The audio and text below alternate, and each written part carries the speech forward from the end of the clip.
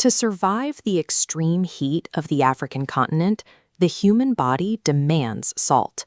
Without it, cellular function fails and humans die. Yet the deep forests and sprawling savannas of the South contain virtually zero natural deposits of the mineral. Workers swing iron pickaxes under a searing sun, shattering the earth to extract 90-kilo slabs of rock salt. This extraction happens at the Taghaza mines, located deep within the Sahara. The conditions are lethal, defined by an absolute lack of organic life or fresh water. Because no trees or stones exist in the surrounding desert, the local architecture reflects a grim reality. The miners construct their homes and mosques entirely out of the extracted blocks of salt.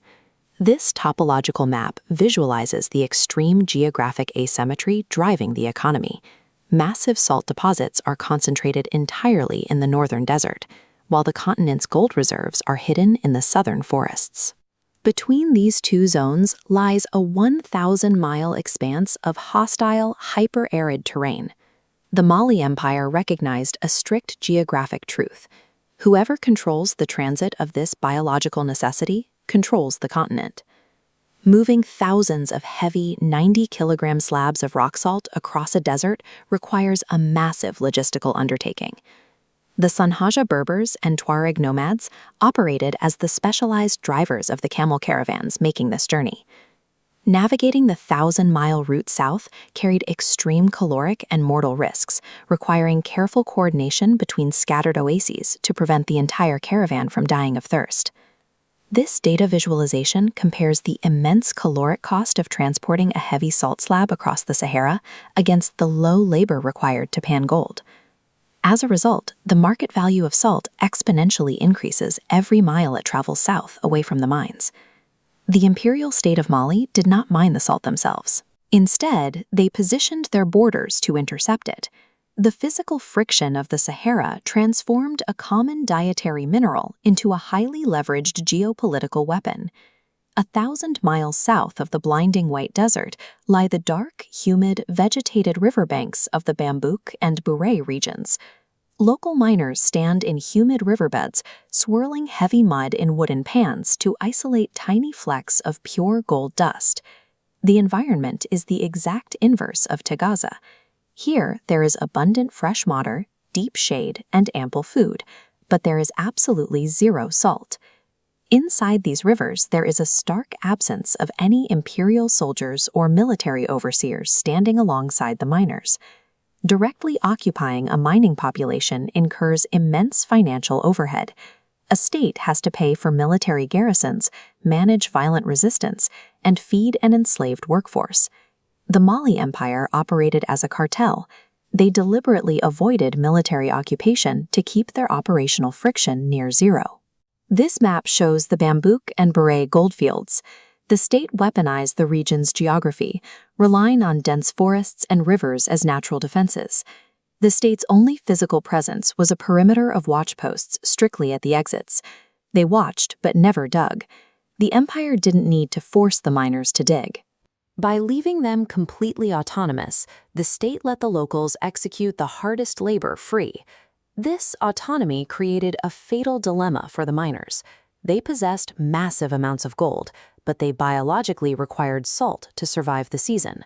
To prevent foreign merchants from circumventing the state, the exact coordinates of the goldfields were kept highly classified.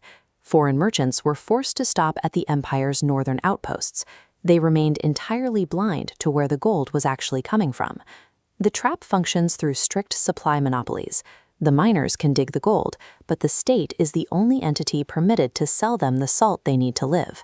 Simultaneously, the state is the only entity permitted to buy the miners' gold. This engineers a closed-loop economy.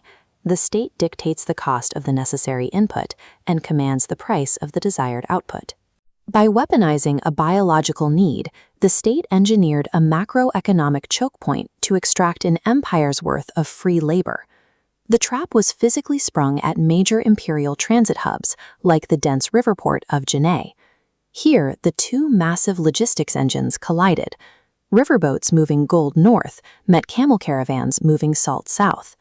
These ports operated as heavily militarized pressure valves.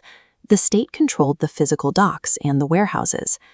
At these bottlenecks, the state dictated a brutal exchange rate. A single 90-kilo block of salt doubled its value the exact moment it arrived at the Jenné docks. The empire used standardized brass weights to measure the incoming gold dust, ensuring the state extracted its precise cut from every transaction. As the salt traveled further south into the forest, the exchange rate continued to climb until a block of salt was traded for its exact weight in gold. By seizing the transit bottlenecks instead of the mines, the empire captured the vast majority of the profit while assuming a fraction of the risk. To protect the artificial value they had created, the empire implemented a centralized monetary policy. Imperial law mandated that all solid gold nuggets weighing between 1 ounce and 1 pound be immediately surrendered to the king's treasury. Only gold dust was legally permitted to circulate as civilian currency in the markets. These supply and demand curves illustrate the economic purpose of this law. Confiscating the nuggets served as an aggressive, state-mandated anti-inflationary mechanism. By artificially restricting the physical gold supply in the market, the state ensured its stockpiled salt maintained maximum purchasing power. This engine generated a staggering physical accumulation of wealth inside the royal treasury. In 1324, Mansa Musa dumped this restricted treasury into Cairo, causing the dinar's value to violently crash. The sudden influx of the cartel's gold was so massive that it took the Egyptian economy 12 years to recover. The Mali Empire became the wealthiest entity on Earth not by digging in the dirt, but by engineering a flawless macroeconomic arbitrage engine out of salt, geography, and human necessity.